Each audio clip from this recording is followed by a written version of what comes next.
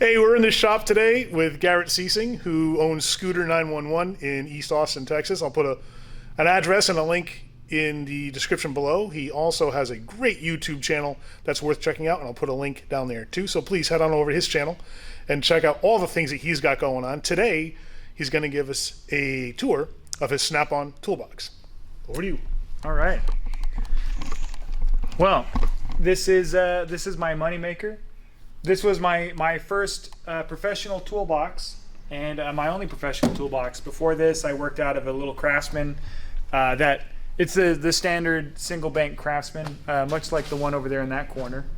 My mother actually bought that previous Craftsman for me as my dresser as a young man. She was like, well, a dresser is like $200, but this Craftsman's $50 on sale. So here, you can put your clothes in there. And I worked out of that for a while until I invested in this one. And haven't regretted it. It was a hefty price to pay as a young tech, but I've had it for about 11 years now. The warranty has paid for it itself, and just the ability to grow into it has been great. Did you purchase it new? I did purchase it new. I got it on a deal. I got it half off, so whatever that really means. But my Snap-on rep at the time had gone to a convention, and he had purchased X number of KRL 1022s, and he was selling them to his customers at half price. So I got it for half price, although I did finance it through Snap-on Credit, so I paid for it 3 or 4 times. I think this was the only thing I bought on Snap-on Credit. I don't know if I'd do it again, just because the interest rate is just crazy. But, it did build my credit. I have good credit now, and this is part of that lineage. So, give and take. But I probably wouldn't buy it like that again. Aside from that, I love it. The only addition I've had to do is I added this side locker. Probably about 5 or 6 years ago I put this on. And I really needed this because I was working in a very dirty shop, and I ride a motorcycle or a scooter every day. So I needed a place to store my gear, my jacket, my helmet, my gloves, that wouldn't be filthy at the end of the night. And there wasn't provisions for us at that shop. So that's mainly why I purchased it, and I needed extra storage space. So I guess we'll start here since I'm already here. We'll start on the auxiliaries. This box has kind of evolved since then. Of course, now I have an office to put all my gear in. But I have my quick hot shot fluids here, some engine oil, wheel bearing grease, bearing packer, things like that here where I used to keep my gear. And then these drawers pull out, and I have sort of like a catch-all for everything. I have various parts labeled. These are my Pinto air dam parts. Every now and again you need like a 7-way plug or whatever. And then ibuprofen, allergy pills, things like that. You got to have various leftover parts. These are from the Coyle. If you follow the series, we built a 78 Toyota Corolla with Holly Sniper fuel injection. These are like leftover parts from that and other things. My jump box lives in here, laser pointer. You got to have pocket screwdrivers always. And then sort of the same thing in the bottom. It's a lot of odds and ends, plastic clips for whenever you lose one of these. You don't want to crack open a new one, so you save a perfectly good one. I'm a bit of a scavenger when it comes to that. Test fuses. I used to rekey a lot of ignition cylinders and things for the city of Austin, so I've got a lot of wafers in there so I could rekey cylinders anytime I needed to. And same thing, we used to do so many exhaust gaskets on the Crown Vics. I had boxes set up for those jobs. These are the window regulator rivets. I always kept a couple of those in my box because we did so many window regulators. So this has really evolved. It's not in the most put together evolution that it's ever been in, but this is just kind of where it is now. And I don't know, maybe it'll become something later. I'd kind of like to make it into like a camera cabinet, keep all my camera gear in it and stuff. Or maybe I'll just keep buying tools from you, Lindsay, and I'll need to utilize this space for tools more. Speaking of auxiliary stuff, I have this cabinet here. This was an old airplane cabinet that a family friend had found, and then he built all these little shelves into it, which is pretty great. He was a master carpenter. So it's cool that, getting this, he's recently passed on, and his wife gave me some of his old stuff, and I really cherish this. But it's my PPE cabinet. I've got my gloves, in this drawer. Next one is safety glasses, so if someone's walking around the shop, they can have safety glasses. Hearing protection, getting a little low on that. Kind of a mix of like, I don't know where to put this and known good test parts. So, little air fittings and things like that go in there, with like known good pickup coil for, this is a GY6 pickup coil. Test parts, and then I have some camera stuff in here, some little power adapters and microphones and lights. But it's not exactly as luxurious as a top hutch, but it's all right. And it came stickered up, which I appreciate, because I don't know if you can tell, I bit of a sticker hoarder. Yeah, and just magnet trays, hearing protection, my old man magnifying glass for when you're really trying to get into a carburetor. On top, it's usually covered in parts or whatever I'm disassembling that day. It's a great workbench. I really love the height of this box for that reason. It's like comfortable to sit there and work on something. If you need to rekey a cylinder or something like that, you have a good working space. And then I don't have a power cabinet, which I'm kind of bummed that you can't really upgrade this, because I would love to charge all my chargers and stuff in a drawer. That was something that kind of came out way after I purchased this box, and then maybe think, ooh, should I get a new box? No, I should not. This is a perfectly good box. It was fine before that. Okay, should we get into the thick of it, I guess? Yeah. All right. So before we go, I'll kind of give you a general idea of how I like to manage my tool storage. The first thing is, a lot of these tools come out of the box at the beginning of the day. They go in my cart. I call them my money makers. My money makers stay on the cart all day, and I use them, and then I lock the whole thing up at the end of the day. So during the day, it's a little more naked than it is now. And then I kind of feel like my tools have a street address. Each drawer is like a street, and then there's like a address on the street where it lives, and so thus the drawers kind of have different like themes, I guess, and different street names. So the first drawer, of course, the big drawer, is the sockets, the money makers here. I'm left-handed, so like typically I'll open the drawer with my right hand, and I want to reach for my tools with my left hand. That's why everything kind of has a left bias. It's all separated into standard and metric. Everyone is in their own places. All the standard tools are over here, metric are over here, and then I've got everything that I could need, any kind of driver, whether it's a Torx or a tamper-proof Torx.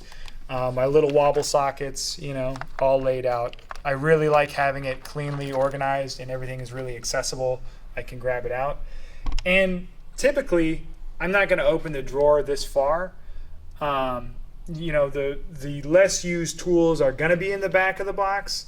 And like, say I'm just in here for my T27, I know exactly where it lives. It lives at like 1312 Sockets Street, so here's my T27.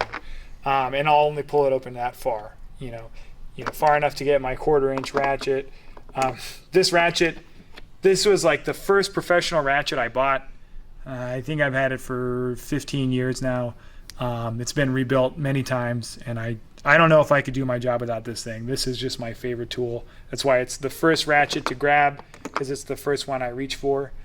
I don't have a whole lot of ratchets, because I don't feel that they're really necessary. The one I always use is this flex head. It's comfortable. You get enough leverage that you never end up hurting yourself or overexerting. It's got the quick disconnect, so when your fingers are really greasy, you can still take your sockets off with ease, and they don't go flying across the shop. If I'm not using this, I'm typically using, my little finger ratchet, my little shorty, and I typically work in 3/8 drive. Like, average. I do quite a bit of 1/4-inch work, especially with like, tight spaces in scooters and motorcycles. And I really like my little slim ratchets for that too. This is usually on my Moneymaker cart. It's just a medium handle, straight, regular ratchet. And this Mac ratchet I was attached to for a long time because I love the wobble, and to use it as a driver is really nice. And then you can bring it in and ratchet. So as things come out, and I'll show you the cart too, Lindsay, how I kind of assemble it for Moneymaker. All these are, removable. I have just like the corners laid out. So this will come right to my cart with me. Or say I'm working on a Harley or working on my vintage car, I'll take out the standard sizes. Because you have a very interesting way of using a tool grid system, where you've got, if you're not familiar with this, it's a composite material. It has this grid with these holes in it, and you have these different clips and organizers that you can screw down into the grid, and you can lay out your ratchets. You can lay out, like here, sockets. I think it's interesting that you use the corner pieces for your socket trays. I know a lot of guys who don't do that. The guys who use this system tend to use kind of an all or nothing approach. Yeah. Where they lay out every socket on the clips that get fastened down, and so they're always just picking out one at a time. Yeah. One at a time. And organization, well, I mean, good organization should be a key to your efficiency. Yeah. And it seems like that's a way more efficient way to use that, by just putting in the corner pieces for those trays. Right. Well, some of them are screwed down. This Okay. is screwed down, but these are sockets I don't use that often. The Moneymaker sockets, like if I'm going to a job, I'm going to go do a complete teardown. I know I'm going to need like 40% of these sockets. Yeah. Let me just take the whole thing with me. There is something to be said for how nice it looks when everything is like got its little spot. It's beautiful. And it's a great indicator whether or not you have inventory there or not. Like, oh, I'm missing my socket. I'm missing my driver there.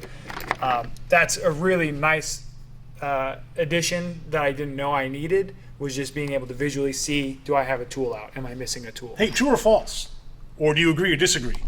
If you're flagging hours for a living, if you're well organized, you could earn an additional $1,000 a year.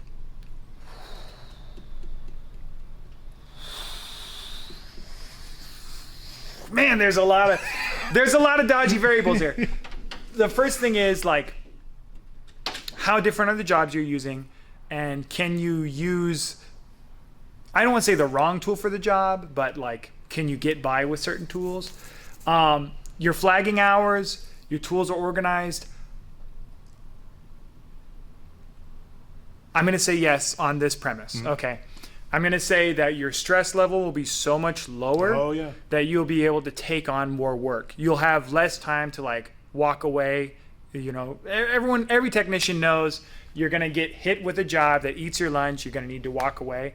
You're going to have less baseline stress that you'll walk away less. And I think you will. I think you will earn an extra $1,000 on that. Absolutely. From the guys I have talked to that have been turning wrenches for any period of time, they all agree with that statement. Yeah. Yeah. I don't know if if you're saving the minutes and seconds and those are adding up to that so much as the pace at which you can work when your stress level is down. And I think a lot of teching for a long periods of time, like over many years, comes down to like, are you using tools that hurt your body, and are you elevating your stress levels inappropriately? Yeah. So good point. Very good point.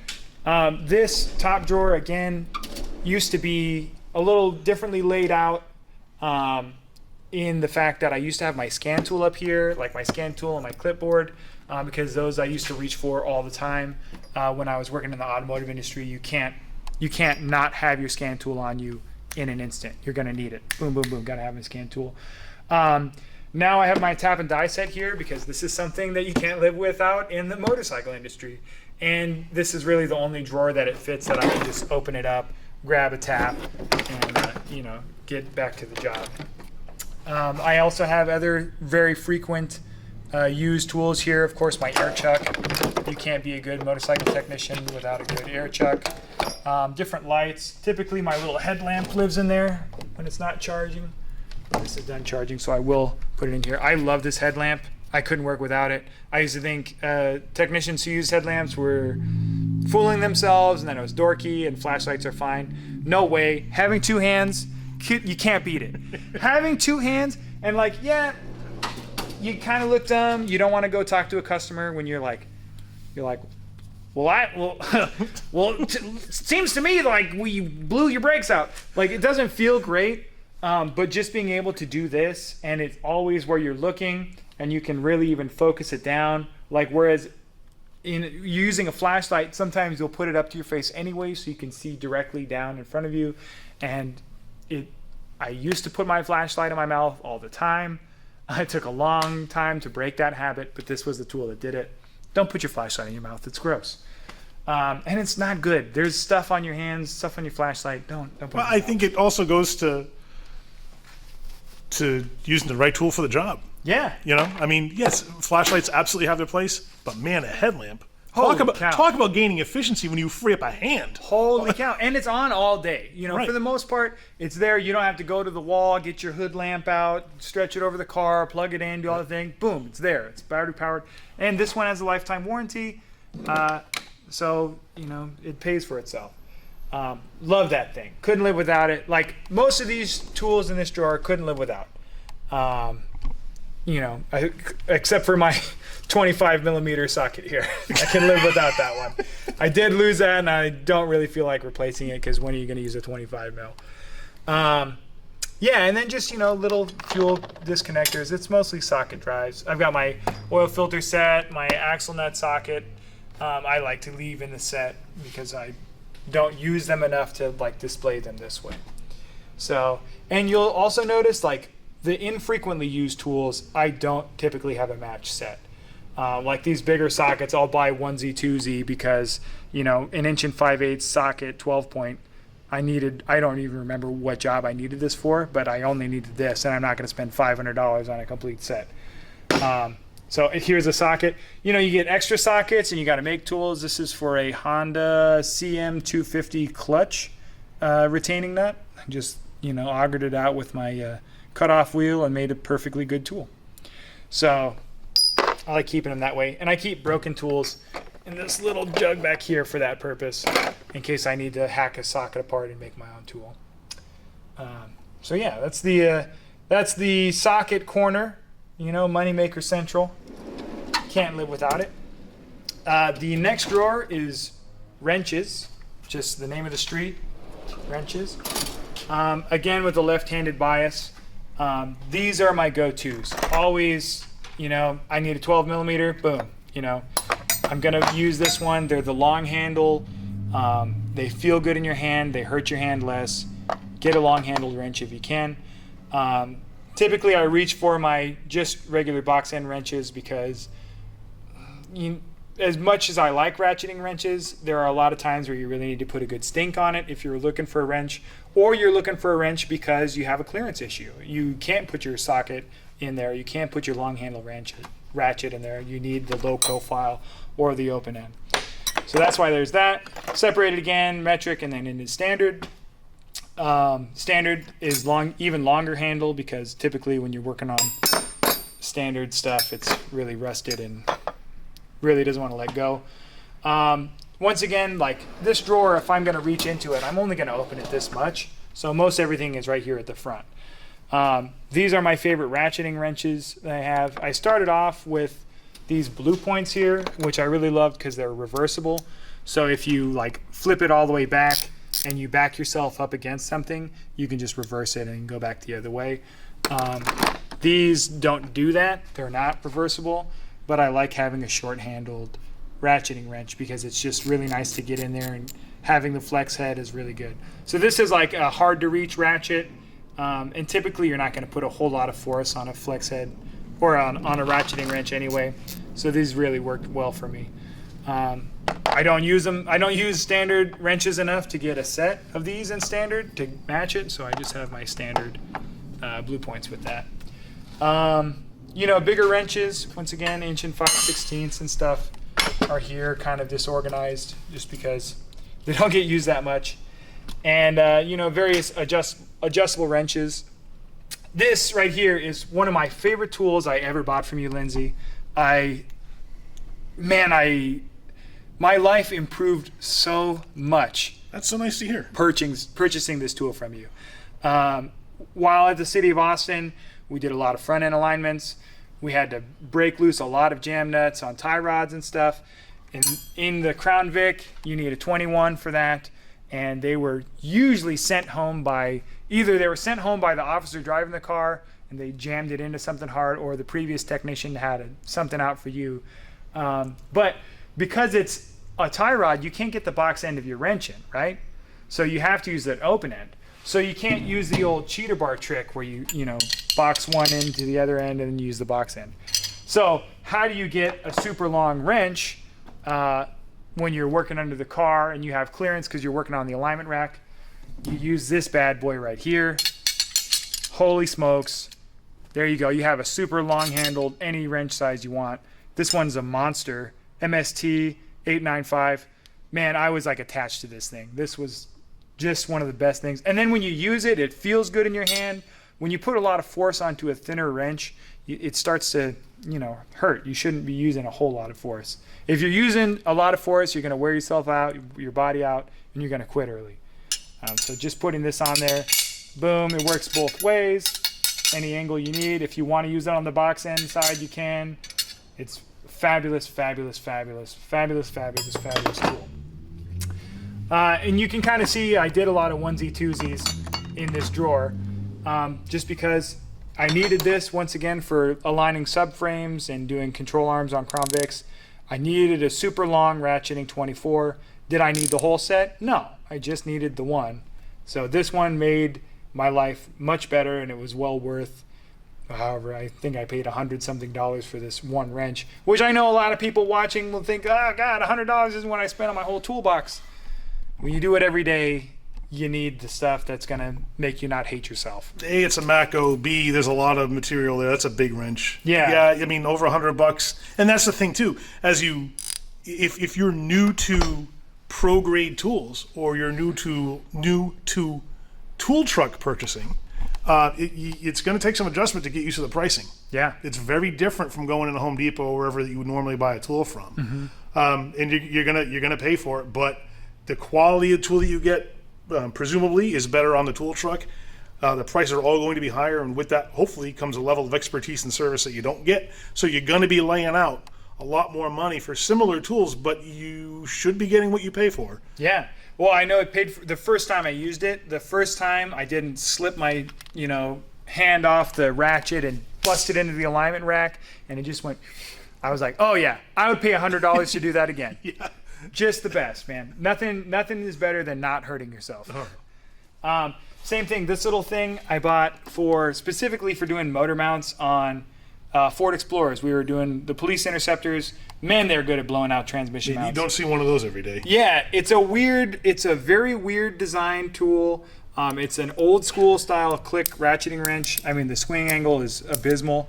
But the whole purpose of this is the transmission mount. If anyone watching has done them on the Ford Explorers, there's two 13mm bolts that bolt into the chassis this direction, and then the engine is here. So you need to get in there with something. A ratcheting wrench, there's not enough swing axis because you have a lot of other things in the way, so you can only get a couple clicks at a time, and you need to be able to put a lot of force because Ford, of course, puts a lot of Loctite on those nuts. So it's not something you just take out with your hands. Not enough room for a ratchet in there, not enough room for air tools. But this, you could get on there, you could bust it free, and then you just do this back and forth, and it just ratchets it right off. And I think the Snap-on rep recommended. He watched me swear doing that job, and he said, well, why didn't you try one of these? And tried to sell me the set, and I was like, well, let me try the 13 and then see if I like it. And by golly, it was exactly what I wanted it for, but I only needed the 13 because it's a very specific situation that you would need something like that. And since I've moved on from the city of Austin, I haven't touched it once. But, you know, it's there as a reminder. It's like, this is a memorial from where I once came. Do you subscribe to the thought of never get rid of any tools? Absolutely. Never get rid of any tools. You know, and what's funny is I changed industries a few times. I started in the automotive industry. I transitioned to power sports and motorcycles, and then went back to automotive. And the first time I went automotive to motorcycle, I sold a lot of my tools and traded them to get power sports specific tooling. And then when I ended up going back to automotive, I was like, oh no, I have to buy it again. So just hold on to it. You never know when it's going to be applicable. You never know when you're going to need it, or if someone else is going to need it, and then you can rent it, you know? Yeah, there you go. So, yeah, I never get rid of anything now after that. Yeah, some things don't really have homes, like my little ignition wrenches, of course, are all scattered. When I moved my toolbox in here, they all kind of went crazy. And these are all my, you know, fan clutch tools. This is one specific tool that I bought for Suzuki's because you need to, I think it was a clutch adjustment for the Suzuki Bandit. You need to be able to tighten jam nut while making your adjustment on the clutch push rod. And this was exactly the shape and size I needed. And the Snap-on guy was there the day I was doing that and said, I've got the tool for you. And he was right. So didn't get the whole set. I just needed the 10, I think. A great tool. And then the 7mm. This was my first set of professional wrenches, these Mac Precision Torque. I know they're made by Precision Torque and then branded Mac. Loved this set of wrenches. I absolutely loved it. Came in a great carrying case.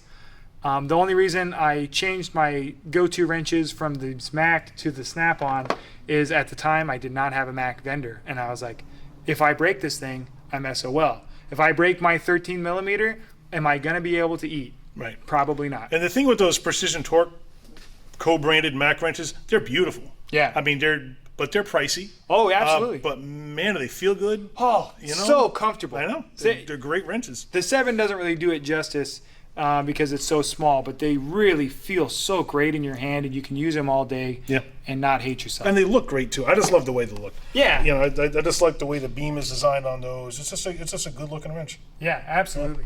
Yeah, and you know, not a lot of technicians use them. Actually, Kiefer has the same set, which is pretty interesting because I was the only person who had them up until that point in my shop experience. I also keep Big Bertha here. This is my giant persuader. You know, this is like a firearm. You hope you never have to use it, but it's good when it's there. And then also, I think I have got to use this a few times to separate some gross stuff. It came in the set. I don't use it much. These, of course, are my Precision Torque wrenches, which I love. And because it's called a torque wrench, I keep it in the wrench drawer. Otherwise, I keep it in the socket drawer. But you know, the vernacular, I'm a stickler for the terminology, so it's got to be in the wrench drawer because it's a torque wrench. What I really dig about this, I bought this for, I needed an inch-pound wrench to build engines. Snap-on offers it in a 3/8 drive, even though it's like a very, very small torque wrench.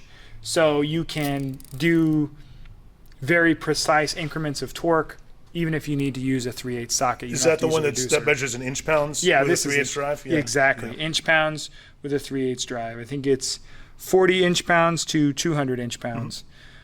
Exactly what you need for doing engine work. So I didn't buy it just because I wanted a torque wrench. I bought it because I was building engines, and they had to be torqued appropriately.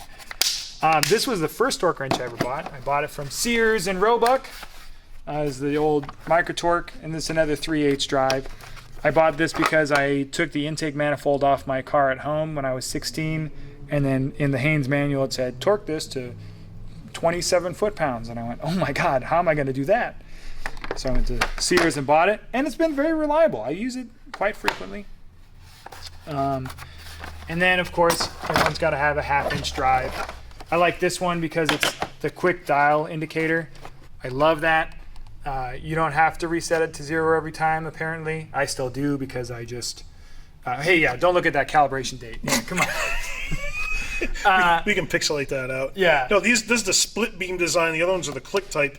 The split beams, you do not. That's one of the advantages of this mechanism. You don't have to relieve the pressure on the spring. Yep. You can store them just the way they are, set to whatever they are. These you do. You gotta dial that down. But that's one of the great advantages of the split beam design. Yeah, and I absolutely love it for that. I still set it to 0 every time just because you can't bring myself not to. Doesn't hurt anything. And I know this is a Precision. What is it? Precision Instruments. Precision Instruments makes it for Snap-on. They did. They years ago, Precision Instruments was the manufacturer of the Snap-on torque wrench. They've since changed manufacturers, and then Snap-on bought the company.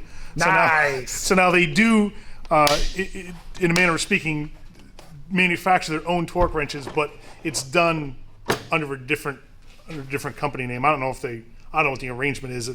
If they just absorbed the whole thing, or they made them like a wholly owned subsidiary, whatever. The fact is, they bought the company that they wound up going with. Yeah. To make their wrenches. And I bought that one secondhand off the tool truck. I had a new 1/2-inch. I think I had a Mac branded Precision Instruments torque wrench.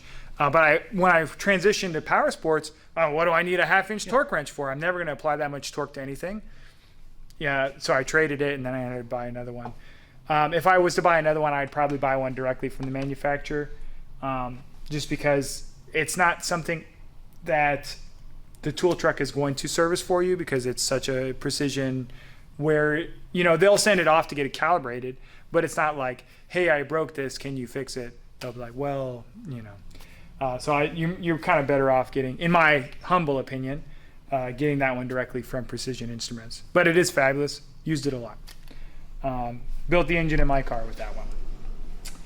Okay, so now we're getting into sort of the thick of it. I guess we'll go like left to right as we cross back down. This street I call Long John's, because it's all my longer implements. So my extensions, impact, and chrome. I really love these Wobble Plus. I know everyone's doing them now. It just can't be beat, man. You have the wobble extension for when you need it, and then when you don't want it, it just indexes another thing, and then you don't have a wobble. I absolutely love that. I find so much value in that, especially when you don't have to go to the box, find your universal joint, or get a wobble socket, or maybe you don't have a wobble socket for the implement you're using. Maybe using a torque spit. There is no wobble torque spit, So these are great, and you can apply pretty much the same amount of torque to them. I mean, you shouldn't be applying a ton of torque to an extension anyway, but that's neither here nor there. You got to have long hex drivers, and you got to have your ball head for the power sports industry, just because things are meant for that. They're meant to be attacked at strange angles. I have a long set of torques for BMW brake calipers specifically, because I used to do a ton of those working for the city on their motorcycles.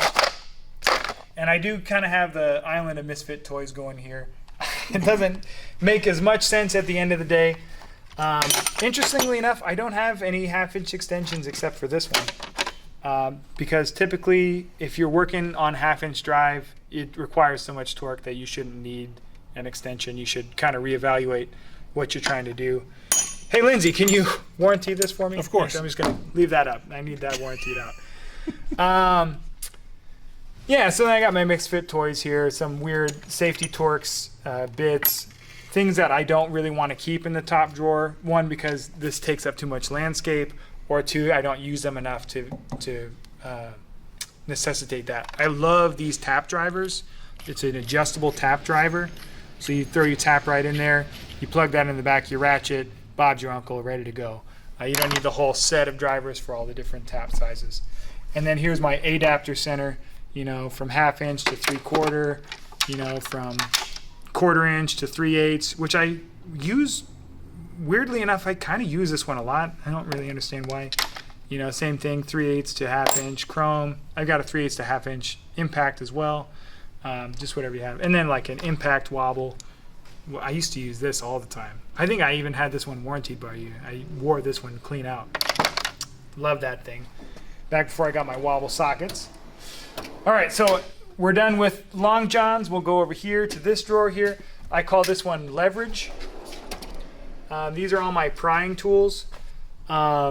It's kind of been laid out this way for a long time. It probably could use a refresh. I have a lot of homemade drifts and a lot of homemade specialty tools.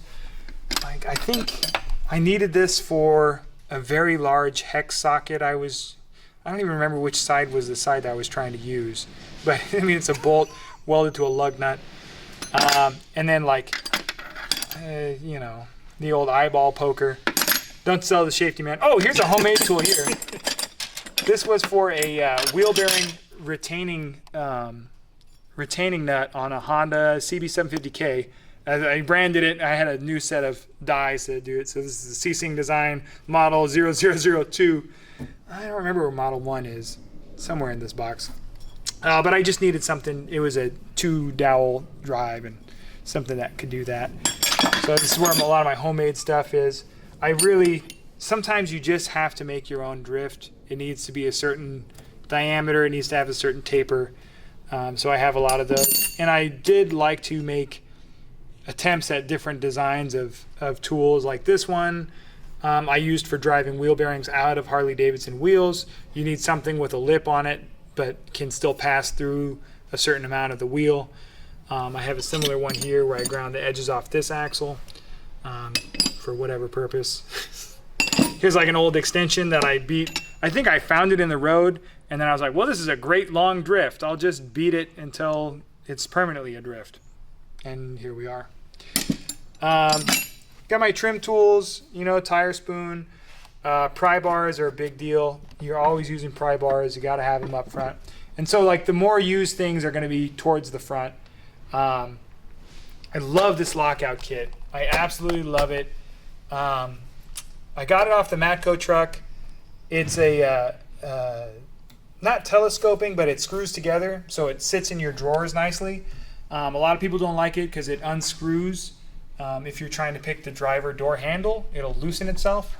So the answer to that is you go to the passenger side. You just open the passenger door. It doesn't come unscrewed that way.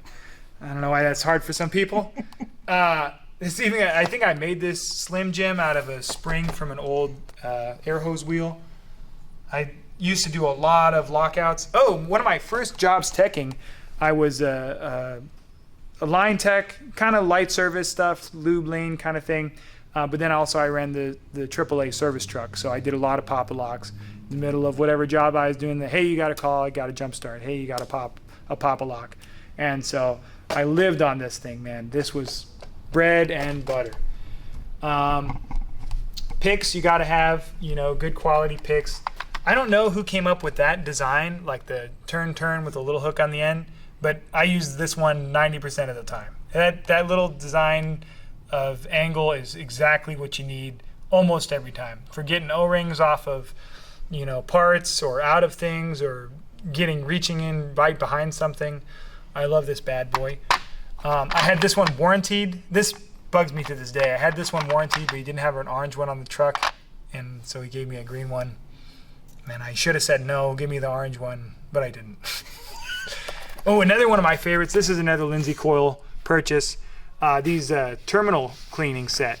So you can clean terminal blades. It's a little diamond file. You just bring it inside the connector. Man, you might have to rename the drawer to the sexy tool drawer with those sexy things in it. tool drawer. I know. What a great little case, right? too. I mean, come on. That's just good UI right there, man. User experience right there.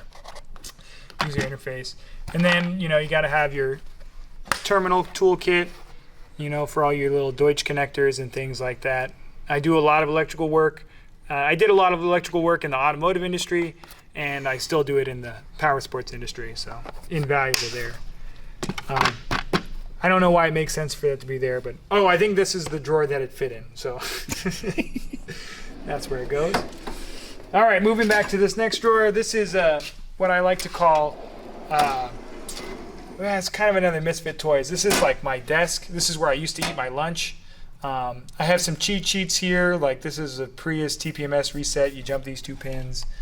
You know, little cheat sheets on how the CDI for Hondas work, things like that. I've like some other notes I've left myself. I don't know what I was doing there, but I know I'll need it someday. Mostly in here, I've got my punches. this is mostly what I come to this drawer for. My punches, my bendy magnet tool, my little grabby, oh no, I dropped the thing tool. Love that bad boy. Everyone's got to have it. Got my files in here. Some like throwaway punches that I've like squared off.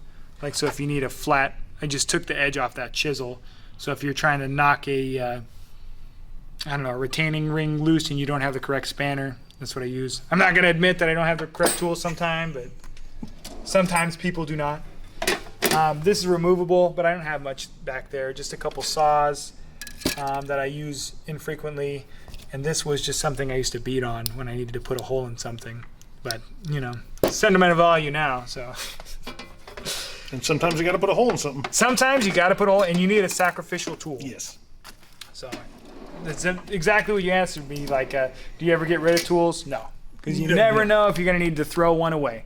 I mean, you need a throw-down socket. You need some throw-down pliers.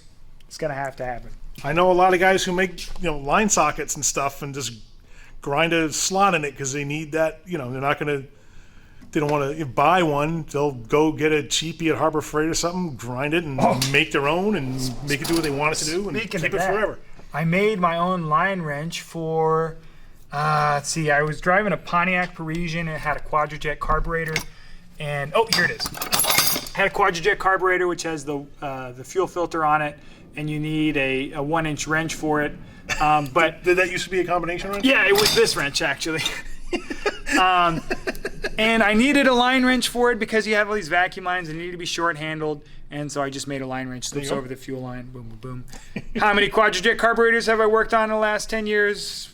Maybe 2. But you know what? When it comes up, I'm happy to have it. And you have the 1-inch surface wrench now. Yeah, exactly. In addition. I feel like I've even used this a few times. Probably have. Just round off that end so you don't poke yourself with it. Yeah, I rounded them. Oh, you did? Okay. Oh, yeah, it's a good fit. Yeah, I got a polished finish.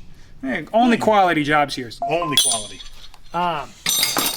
Anyway, going on down, the next drawer here is my screwdrivers, or just drivers as I call them. Once again, it's kind of laid out so I don't have to open the drawer all the way. This is typically how I'll open it. Flats and Phillips, and then various sizes. I just kind of like them laid out. You kind of need to see everything to know if you have the right tool or not.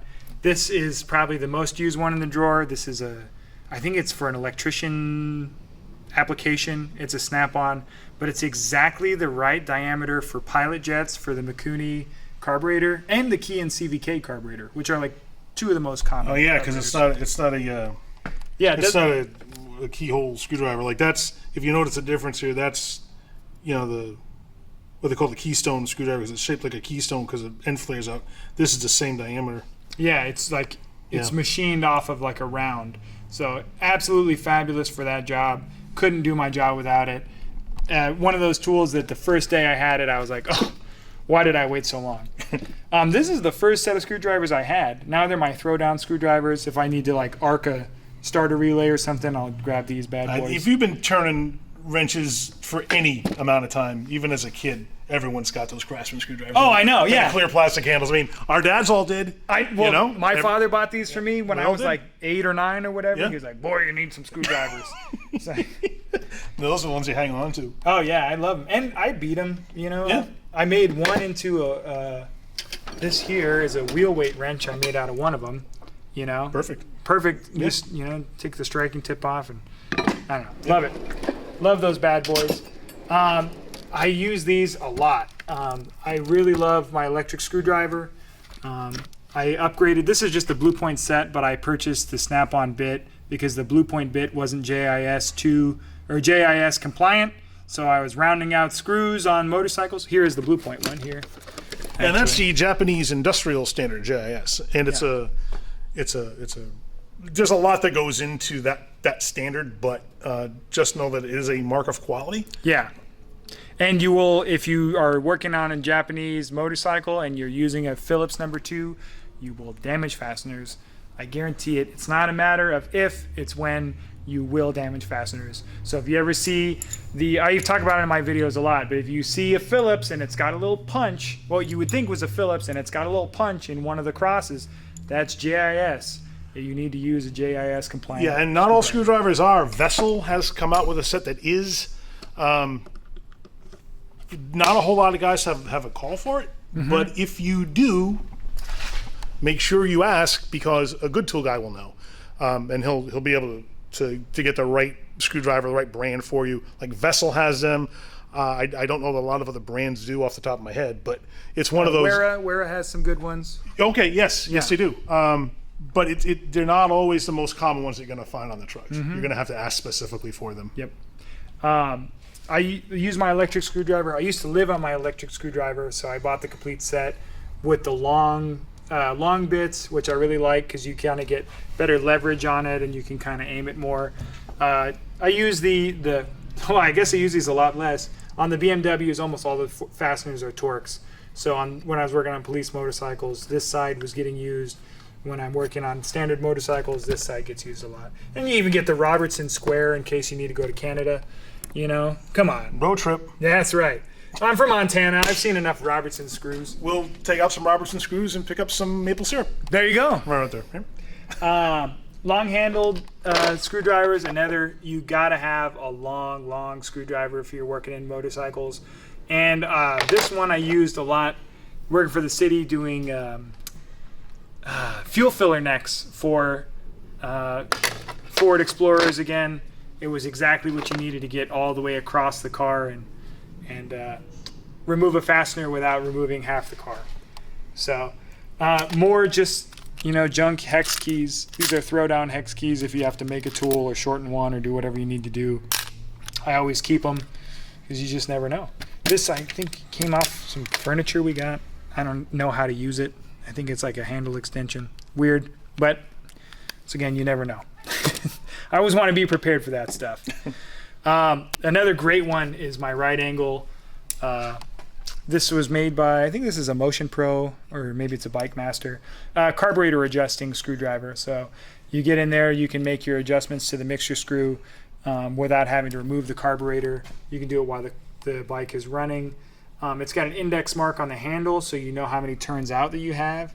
Each quarter turn is marked with this little hash. So you need to go out 2 1/4 turns. You set it, you move it out 2 1/4 turns. Boom, Bob's your uncle. D-tool screwdriver. I made this out of, I forget what, but I just welded a carburetor. The certain key-in carburetors will have a D-shape tool. I've almost worn that one completely out. And then I ground away at the end so I could tell the orientation of the tool. You got to adjust the carburetor 2 turns out. You want to be able to make sure you can orient yourself where you're at. Just little screwdriver tips. And then I have all my hex keys here because they're drivers, hex driver, ball head on one, flat on the other, ball head on both. I really don't like using Allen keys at all. I don't really believe there is a purpose for them now that we have hex sockets. You just get the Allen socket. Just way easier. You put on a ratchet. Why are you wasting your time with this stuff? Same thing. I have these mounted on the wall as a joke. A friend of mine gave me this. You work on motorcycles. You're going to need T-handle Allens. I'm like, no, I will never use this. You can't put any force on this. You're going to, I don't know. There's no point in this. I don't know why people live in that world. We have much better tools now. Just use the socket. Sorry, opinionated opinion. It's all right. Got me worked up. That's what this is all about, because there are a lot of guys who may have no idea why they would want or not want a particular tool or a particular configuration. Because you can buy, I don't know, at least four different form factors of hex drivers. Yeah. Well, why would you want one over the other? Well, these are good to know. Well, let me just do a quick demonstration here. So we already had our 6 mil T-handle. Let's get all the 6 mils out here real quick. And you tell me which one is better to use. Bad UI on that case design. So, this, of course, is the slowest and hurts your hands the most. You can break it free, but then you have to re-index it every time, and it's a pain, and you're removing it, or you have to have so much clearance you can get all the way around, or you flip it up this way and try and do this thing. It's frustrating. No good. So then people think, oh, this is better, because then once I break it free, I can just, spin it roundy, round. kind of works, but usually it doesn't want to stay in the fastener. You have all other clearance issues. Better, but not good. Why would you not want to just use this? You have the leverage. You can change the angle and get around things. And then when you're done, you have your speed wrench. You just take your fastener out that way. It's the benefit of the T-handle with like even more ease. Why isn't everyone using this? Why do they even make this anymore, Lindsay? Why? That's an excellent question, one I don't have an answer for. I wonder why they make a lot of things. Yeah, that's true. That people happily buy. I don't get it, but there it is. Oh, man. Okay, now that I'm sufficiently heated, let me put some of my tools away.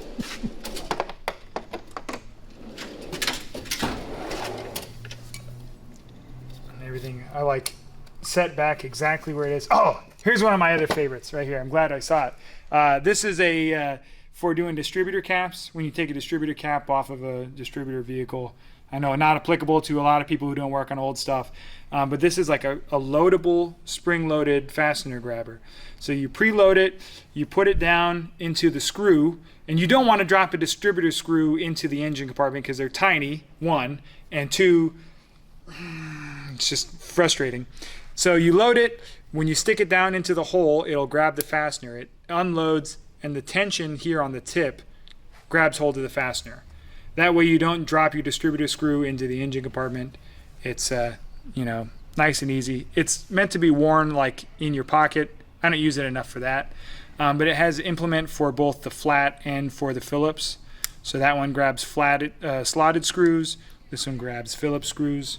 Love this thing. Don't use it frequently, but every time I do, it makes my day. Because it's like, oh, that was so much better than risking dropping a screw down in the engine compartment. Okay, next drawer, now we're getting into office supplies. So this is sort of a drawer of many colors. Everything from keep my wire brushes here, pencils, pointers, business cards. You never know if you need chopsticks for mixing up some epoxy, calculator.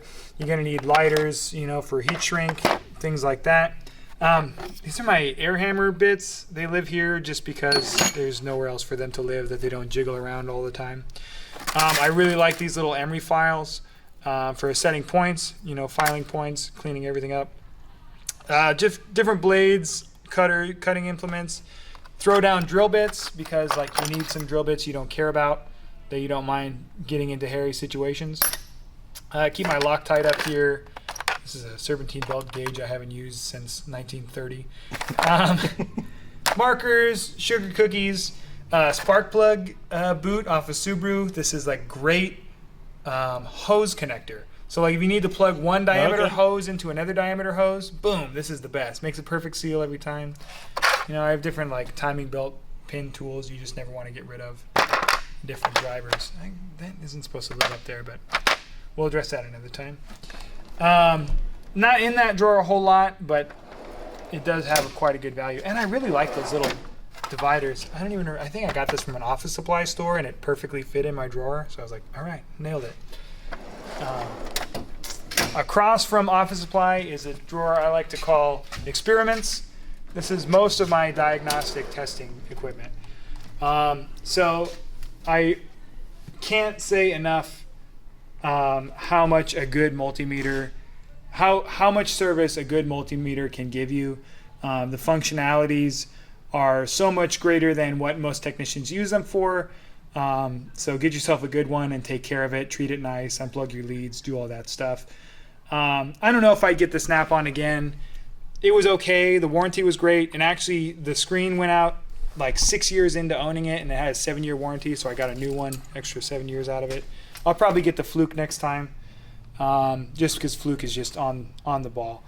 But here's where I have if I need to set up an experiment and learn something about a bike, I will come to this drawer, or a car, I guess. Everything from my spark plug gapper and feeler gauges. These are Harley Davidson timing plugs. There's a port that you take a fastener out of. You plug these in. You can shine your timing light in at the flywheel.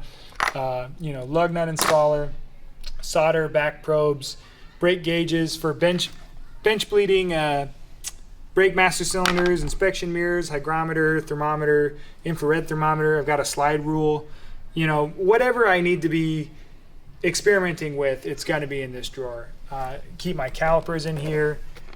Also, another industry best, I would say, I have not found a better soldering iron than this bad boy right here. I had the Power Probe before. My favorite function of this one, though, is that it's magnetic. What? So you stick it right to the car. You get it ready. You light it off. You get it heated up. Everything's prepared. It's ready to go by the time. Why doesn't everyone do this? Why does not everyone do this? And I know Snap-on doesn't make this. I think it's made in Northern Ireland, so it's probably some other company.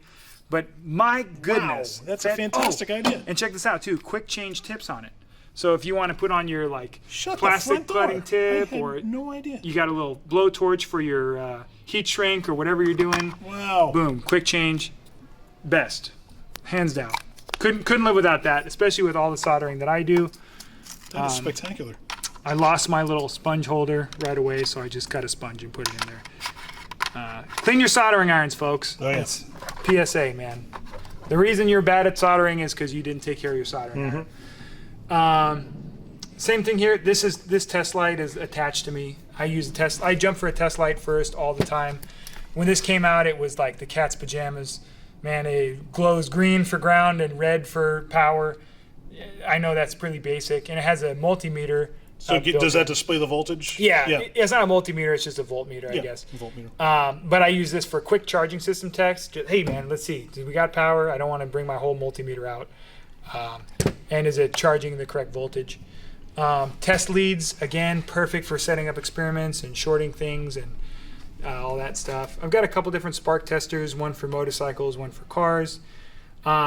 This is my scan tool of choice. It's the Ethos Pro. As much as I would have preferred one with a scope built in, you know, really when you get into scoping stuff, that's something I kind of feel that some shops should supply some of that stuff. That's personal, I know. It's fast.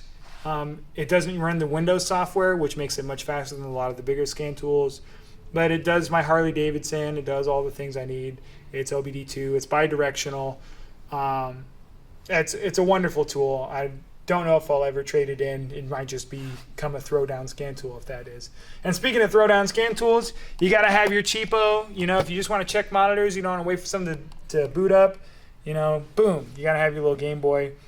I bought that in 2008 or 9, very long time ago. I think I paid $70 for it too, because I thought, whoa, look at this, like live data. Whoa. It's like not capable at all. Terrible scanner. But you know, it serves its function now as just a quick check, mostly for monitors, or if you're doing a quick road test or something, or you got to loan something to somebody. Yeah, that's my loaner. You don't touch my Snap-on Ethos. It was too much to upgrade the software on that. Oh, here's another cool one. This is for Buell motorcycles. This is a Buell tooth. It's just a diagnostic diagnostic Bluetooth interface. So you download an app. This goes in the diagnostic port on your Buell, and you have all your live data and trouble codes and all that stuff right there. So I love that as a motorcycle tech supporting Buell.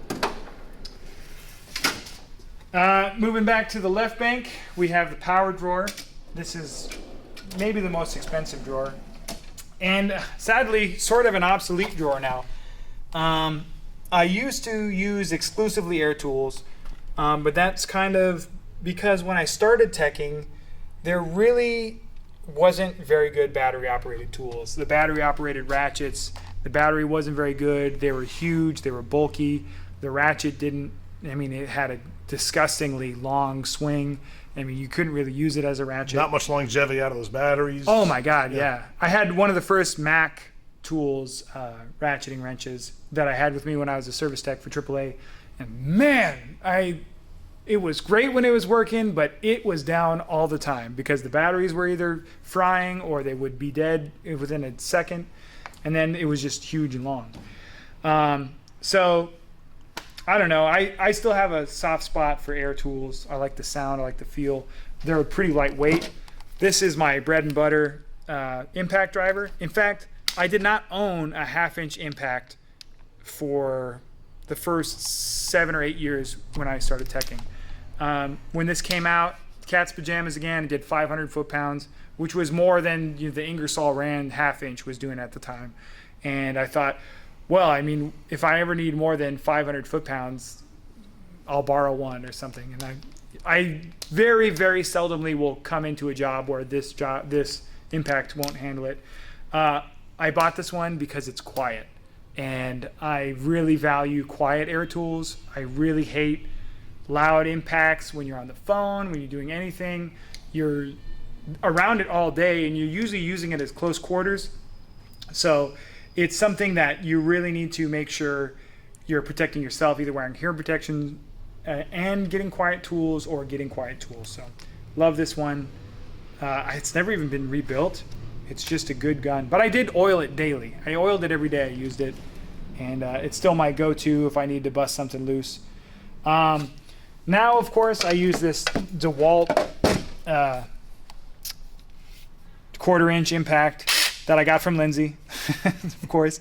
And I use a 3/8. Of course, this is like kind of not the appropriate use of this tool.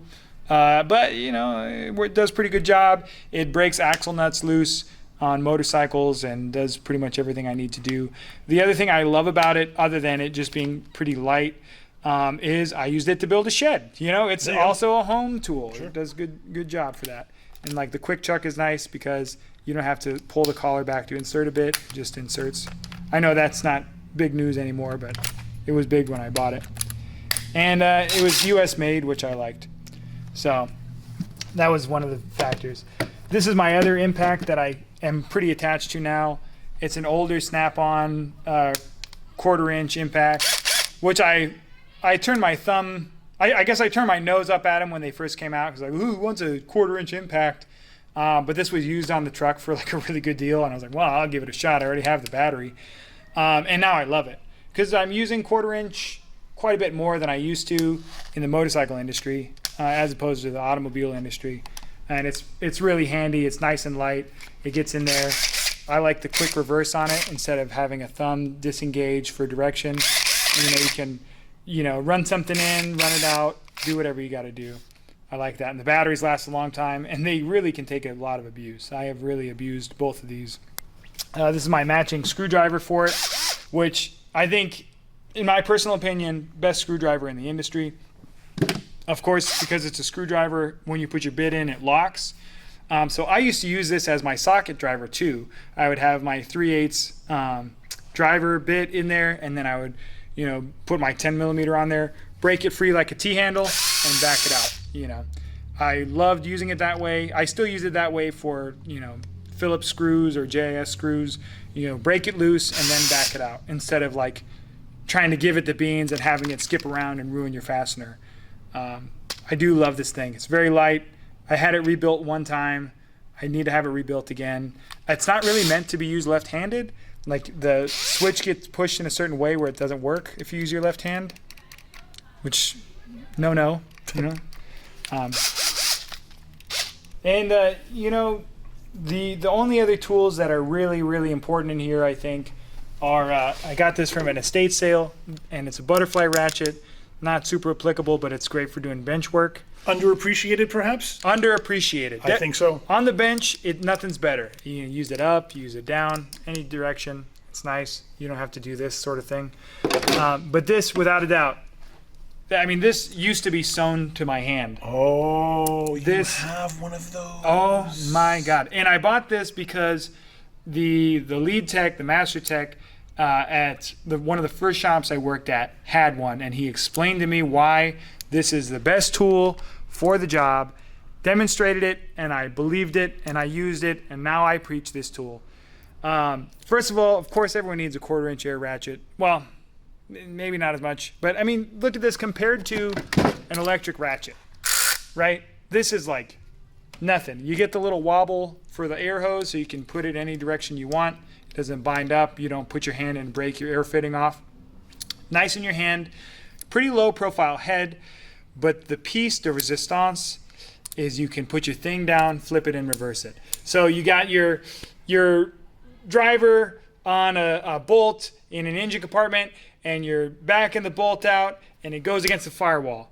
Well, on a standard, ratchet, air ratchet, electric ratchet, the engagement for the drive direction is on the back, so you can't flip it now.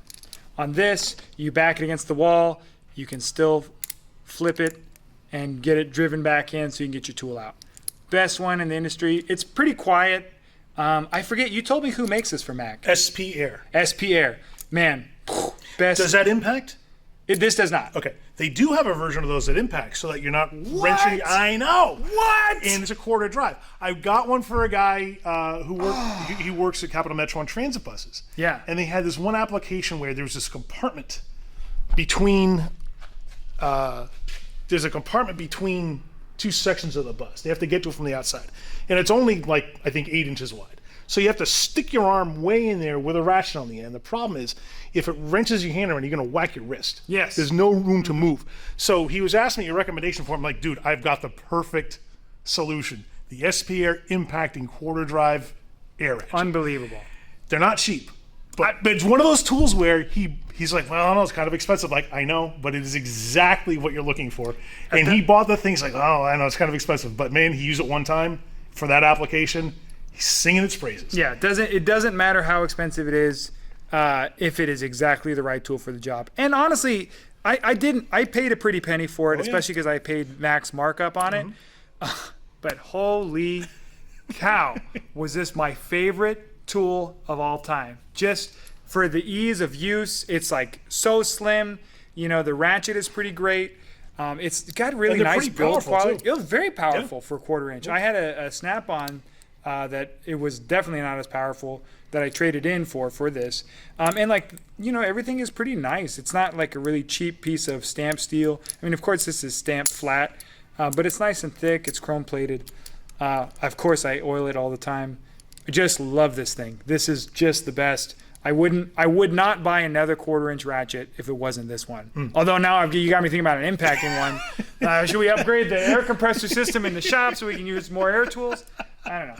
I prefer air tools still, but that thing... There is still a market for them, dwindling though it may be. There is still... Well, it's great that you never have to change your batteries. Yep. They are typically a lot slimmer. I mean, look at the size. I mean, this is, just a smaller drill versus this is my bad Mamma Jamma air drill. I mean, this has enough torque to break your arm, and it's the same package size as, the small 14-volt snap-on drill. So this is, there is a use for it. I love the size and the usability of it, but you just have to have a shop that is nicely outfitted with air where you need it. The last shop I was at had very poor air supply, so didn't get to use them. Well, that's a good point. Air supply is critical in a shop because when you compress air, you extract moisture from it, and a lot of that moisture winds up in the tool because it comes to settle in the air lines of the shop. If a shop's not dropping a dryer or an air separator, it's going to wind up in your tool. And when that happens, if you just put your tool away at the end of the day, rust is going to form in that motor. It's going to freeze it up. That's why you want to oil it, not just for lubrication, but also to displace the water that's going to collect in your tool, because there's going to be water that settles in the lines. Yeah, absolutely. I mean, it says on the tool, oil it every day. The guys in the white lab coats who built the tool know better than I do, so I oil it every day. Yep. Every day I use it, I should say. I don't sit here and oil all my tools before I go home. We haven't been to the pliers drawer yet. So this is across from the hammers. This drawer is also way less organized than I'd like it to be. I sort of have, once again, being left-handed, I have my go-to pliers on the left side up front. So like on a quick pinch, I open it up, boom, I got my Lindsay coil. These were channel locks I got from you. I know I sent you on a hunt for these because I had some Mac pliers that went missing, but I needed them bent. I wanted the cutters on them, and I wanted the old nut rounders built into it too. And I love these. You can see I use these more than almost any other tool in this whole drawer. So my go-tos. I love the angled pliers because if you look at a standard set of needle nose, as they come together, you still have an angle, right? As you're clamping on the surface of the fastener, you don't have parallel sides. Whereas as these come together, they're much more parallel because they're off at this angle coming at it. So very useful and also just ergonomically better because typically you're kind of using them strangely. So love these pliers, always use them.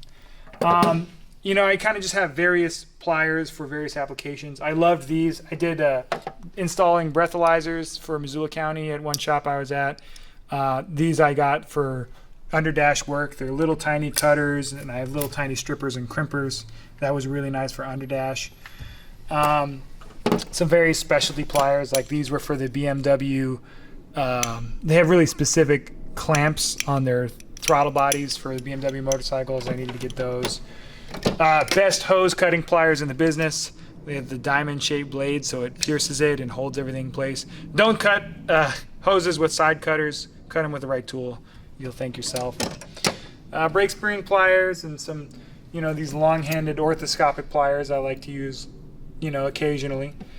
And then I have sort of a smattering of clamping tools. Oh, I guess this is actually my favorite tool in the drawer right here. Could not live without this tool. This is like, you know, the soldering buddies with the little helping hands and stuff. Those are great. This is like the Cadillac of that. First of all, instead of having to like bend and orient the arms and they always move out of place, it's a single U. So you put your wire through this side, you put your wire through that side, it holds it right there. They never move apart. Then, of course, the base is magnetic. You can bend it in any orientation you want it. It's just fabulous. I don't solder without it. I don't know what I'd do without it. I paid an exorbitant amount of money because I bought it off a tool truck. But it's still worth it to me. I would buy, if I lost this one, I would pay twice what I paid for it. I would pay $150 for this tool to get it back. Holy cow. It is that That's good. some high praise. It is that good. It makes your life that much better. Wow. It keeps your stress levels so much farther down. Couldn't live without this bad boy. So it lives right there where I can grab it. Next is my safety wire pliers. Why do you have safety wire pliers? Well, for race bikes. You know, Okay. you got to have safety wire Right. for race vehicles, you know, whether they're cars or trucks or motorcycles or scooters. Generally seen in the aviation industry, they're not the easiest to get all varieties of that because there are different variations. Yeah, I like these. They're the general purpose. They've got the cutter Yeah. and then the off angle. You know, they're not super great. I think I got them out of a catalog actually, but they certainly have tied a lot of safety wire on a lot of race bikes for me. So, love those bad boys too. Clip panel pliers. This is one of the first tools I bought too. I was starting to get into doing trim work because there was no trim specialist at the shop I was at, so I was like, maybe that's the segment I want to get into. So I bought these to get the little push pins out. Use the heck out of them. I really don't like trim work that much, mostly because my fingers are so fat. And well, I'm not gonna make excuses. I just don't like it. And then, you know, you gotta have throw down pliers and stuff. Like these are some junk pliers that I notched so that they grab fuses better. You know, things like that. Little hose clamp or hose separating pliers. Those are great too. So, man, a lot of you is in this drawer too, actually, Lindsay. Oh, this is my bead breaker. If you're gonna do a valve stem on a motorcycle tire, instead of removing the whole tire, you know, you just clamp it on there, send it down with the impact. Boom, you broke the bead down. You swap your stem, pull it off. This was a good money maker for me a while back. Just a cheap Harbor Freight C-clamp, because I'm just going to use it anyway. And then I guess I will go back to this direction. We've got the mess cabinet. This is mostly chemicals. I've got like my ratio right, my graduated cylinder for measuring quantities. Some of my favorite funnels, you know, got my Harley Davidson oil filter funnel. You know, penetrating oil, chain lube, butane, things like that. The Sure Shot, can't live without it, you know. It's the best. And my DigiSync, this is for balancing carburetors. It's a digital manometer. Absolutely love it. Another thing that, like, I don't know why everyone isn't making the magnetic, but you stick it right to the motorcycle before you balance the carburetors. It's the best, man. I don't know why everyone doesn't do it. And then I drop it right on the floor. I can take it. Cut that out. Cut that out. That drawer also used to have a lot of blow molded cases. Since I opened the shop, A lot of the blow molded tools, the specialty tools, went into a shared toolbox, so anyone in the shop can use them and they don't have to come root through my toolbox. All right, penultimate drawer here is the swing press drawer. I like to call this drawer use of force. So I've got my assortment of swing presses in varying hardnesses. Good dead blow is, of course, very valuable. I've never heard the term swing press. Usually Alabama socket set would describe what you got right there. Yeah. Another one that really pays dividends getting a quality tool. A good dead blow hammer with a hard anvil. Yeah, I mean, you can get a sledge. It's going to be heavier. It's going to be more awkward. It's going to bounce more. Just getting a hammer so that you're not beating your body up when you're beating up a car just makes all the difference. Because it's a use of force, I've got my spring compressors, those are very seldom used if I can't ever do it. But I don't throw my tools away, so you never know. You get into a situation. I've got like my jaw sets. This is my favorite 3-jaw puller in the industry because the jaws index when you insert them, so you don't have to like hold it in place. It holds its position wherever you put it. Absolutely fabulous. And it came with two different size pullers too, and they're also parallel or 3-jaw. So love that. I have used them extensively just because they're, you're always using pullers for bearings and hubs and stuff. And the indexing is just great. You just set it, it holds itself in place, set it home. I still have my old set of parallel puller here, and this is a bearing race driver set. And then my extractors. These are like some hole punches, I think, that I found on the side of the road. They're pretty great for when you're making your own gaskets, punching a perfect hole for your bolt. I really do dig those a lot too. Exactly the right tool when you need it. Don't sit there saying curse words with a razor blade. And this is actually even just Harbor Freight junk. So, everything has its place. Yeah, there's an application for it. And then here we go with the final drawer. This is mostly blow molded cases. The thicker drawers are at the bottom, and that's kind of nice because these are not as used. Got everything from my Noid light set, which you got to have for injectors and, just seeing if you're getting the correct signal and not trusting the computer, to what's even in here? Calipers, I think? Oh, that's the old case to my TPMS tool. So this is kind of a little bit of just storage here. Of course, a good vacuum set. I use this not only as a hand pump, but also as a vacuum gauge, as a manometer, because it's nice to use, it's nice to see. I don't really bleed many systems with it, but I have in the past.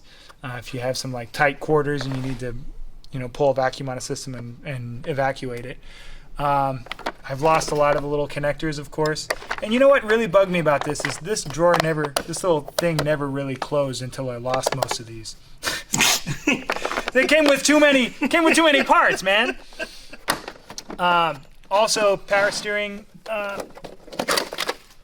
idler pulley and power steering pulley puller set. Fantastic. They slide over. I have the split set. That works great for some applications, but sometimes you just need the one that goes over. And these are pretty low profile, which I really like. I never really figured out what that was for, but whatever. The day that I need it, I'll know that I'll have it. And then piece de resistance. As I was becoming a front end specialist, of course, you're searching for squeaks and bindings and things like that. I love my chassis ears. I love these little Velcro straps to tie everything down. I use the heck out of this. I used all my little sheets of paper that it comes with because I use this all the time working for the city. They're just little contact microphones you clamp on the car, and then you index them into your little module here, and you can listen to the different microphones and switch between them. Is that one the cause of the sound? Is this one the cause of the sound? Absolutely a fabulous tool. Nothing can replace it. It's way better than hanging and taping the intern to the bottom of the car to ask them where the sound is coming from. because you can't trust interns, man. Plus, they're snitches. And then just various owner's manual. Here's my other power steering pump pulley set. Brake drum calipers. What is this? Oh yeah, my brake caliper retracting tool. Safety vest. These are my connectors for my scan tool and some various pieces. You don't really come to the bottom of the box very often, so it's kind of nice that those drawers are so far down there. You kind of forget about the mess that you've created. But I believe that's it. As far as my daily grind here, like I said, it's been a really good box to me. I did have this drawer had my favorite stickers on it. You know, when I bought it, I reserved this real estate for my favorite ones. But I had a spot weld break on the drawer, right to the front part of it. So when I opened the drawer, the whole front face peeled off. And the benefit, of course, to having purchases from Snap-on is the rep was there that Wednesday. I showed him the thing. He said, okay. They made me a new drawer. He came in and installed it. And there was no cost to me at that, which was wonderful, although I did lose all my favorite stickers. And that's really the only issue I've had with this box. I love this suspension on the wheels. It makes it moving from shop to shop pretty nice. You know, you don't really think about that stuff, but you know, Toolbox has wheels for a reason, as everyone says. So having the springs in the bottom really helps it roll across transitions and uneven concrete, as everybody knows, or getting up the ramp into your truck. It's pretty nice. So, you know, it's paid for now, and it's got some nice wear. I like the stickers, kind of tell the story of my teching history. You know, a lot of them were just from products that I believed in, or as a motorcycle tech, almost every hot rod part, well, I guess it's true for any tech. Any hot rod part is going to come with a slick set of stickers for you and the customer. And motorcycle industry is a lot of hot rod parts. So the manufacturers who brought me a lot of money, I always put a place on my box, or different adventures I was on. I always like to represent different local businesses that I really stand by, different experiences. This is from the 2014 MotoGP here. I had a 2013 sticker on my previous drawer, but that was deleted. And you know, certain vendors, I like displaying my little ASE magnets too, because I think it's important for the customers to see, you know, that I respect myself as well as their equipment. So knowing that I've educated myself and taken the time to prove to them my worth, I think kind of pays dividends. And you know, I can just kind of tell stories. This is the brewery we used to drink beers at after work when I was working in Missoula, Montana. You know, I had health insurance through Health Alliance for Awesome Musicians. You know, love the Natural Gardener here in town. That kind of stuff has just been, it's been pretty neat, you know? And it's kind of like walking down memory lane every time you look at your box. And then you can also tell people, if someone's looking for something in your box, they're like, what drawer is it in? I was like, go to the Olin's drawer. You know, you look for the big Olin sticker, boom, it's Pliers, you know? They're like, where am I gonna find your extensions? What's in the I voted drawer, you know? So these are all my presidential elections too, which is pretty cool. You know, that's every presidential election I've gotten to vote in. So it's 2008, 12, 16, and 20, which is pretty neat. So that's kind of reserved this drawer for that. I don't know. I'm going to keep voting, of course, but when I run out of real estate, I'll probably start doubling them up. And yeah, that's I guess that really completes the tour, you know. Very good. Yeah. Now, as an aside, talk about, if you would briefly, the value of efficient storage relative to the square inch cost of each drawer on a toolbox. Oh man. Right? Because every square inch costs money. Absolutely. In a toolbox. Yeah. And no toolbox is cheap. Even the cheap ones are expensive. Mm-hmm. So given that the space in here is a premium, how do you decide what you store in there? If you get more stuff, how do you decide what comes out first and maybe go someplace else, or however you... Yeah. What's your method for figuring that? Well, it's always front to back because the drawers are very deep, which I appreciate. But you don't always want to pull the drawer all the way out. So as things become less relevant, they get further to the back. So because this is the majority of what I use, I concentrate that area. And I do definitely do that calculation when I sit here and think, You know, this takes up a lot of, I hate these because they take up so much space. If someone could come up with more compact UV glasses, I would love that. They're only in this drawer because they really don't fit any other drawer. Sorry, tangent again.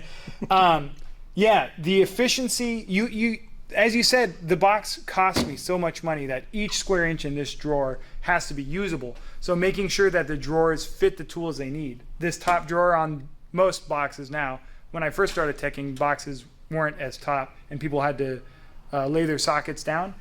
Having your sockets standing up makes them not only more easy to assess what you're looking at, but you can fit a lot more sockets in here. If all these were laying down like they used to before, or if they're all in trays, you really can't use very many, which is another reason I really, really dig the grid system. I forget who makes this, but the fact that it doesn't roll around, things don't get jumbled, you don't spend more time looking for tools. I don't like to retire tools. They kind of just go to live in a different box, a less used box, or the junk drawer over here, as far as like deciding which one goes where. But you definitely have to think about which drawers are easiest to access and which drawers you're in the most. You know, pick those target points and store your tools efficiently there so that you're not spending time going, you know, here, and you're not storing a bunch of stuff. Although I guess I'm storing an empty blow-molded case in a toolbox with extremely pricey square inch storage. Thanks for pointing that out to me, Lindsay. You know, jeez. The volume of a blow-molded case is ridiculous too. Like, honestly, it's a terrible way to store tools. But I like keeping my sets together too. So yeah, my decision making is basically, does it fit the drawer that it's in? Like, is that where I'm going to reach for it? Am I going to use it enough to store it in a premium drawer? Like, so, you know, the wrench drawer is a premium drawer because I'm always in this drawer, right? And I'm always in this area. So it needs to be super valuable to go here and not live in the bottom drawer or live somewhere else in a case. And I guess that's where I go to. I want the tools that I use the most to bring me a value in either efficiency or like I don't have to bend over. Items on the bottom drawers you never want to get out. You're like, all the way down here. Get in here. It's terrible. So yeah, and I see that a lot with like hutches and stuff. People put some pretty absurd things in there. Like you spent $3,800 on a hutch and it's got like I don't know, a glove box, like a box for your gloves and some other things you like to display. Like, dude. The funniest explanation I hear for owning a hutch is so that you don't have to put stuff back in the drawers. You just put it in the hutch and close the cover. Yes, you heard that right. Guys will spend $3,800 plus on a hutch just so they don't have to put stuff back in the drawers of their box that they're also spending an inordinate amount of money on. Thank you so much for showing us around your toolbox. It's great to see how different technicians have organized their boxes and what that organizing philosophy is, you know, based on what they do for a living, how long they've been doing it, and everyone's got a little bit different approach. So thank you very much for showing us. Yeah, my pleasure, Lindsay. Yeah, it's a great time. Please check out Garrett's YouTube channel. We're going to throw a link in the description below. It's Garret Seesing on YouTube. And also, you know, patronize his shop if you're in the East Austin area or even the greater Austin area. Come on down if you need some scooter work done. He and Kiefer do fantastic work. Stand-up guys. I've known these guys for years, and love them a lot. And they've been great for me to work with. And they do a lot of good for the community in sharing their knowledge and information and helping us all get a better understanding of what they do and how they do it. Now, in the future, keep watching because we've got great videos on a tool cart tour that Garret takes us on, as well as a sit-down interview that we've done together in this shop. Also, Tools in the Hall videos as usual, and some terrific Toolbox review videos. So do me a favor, click down here now to subscribe so that you don't miss any of it. Thank you so much for watching, and remember, use a tool, don't be one.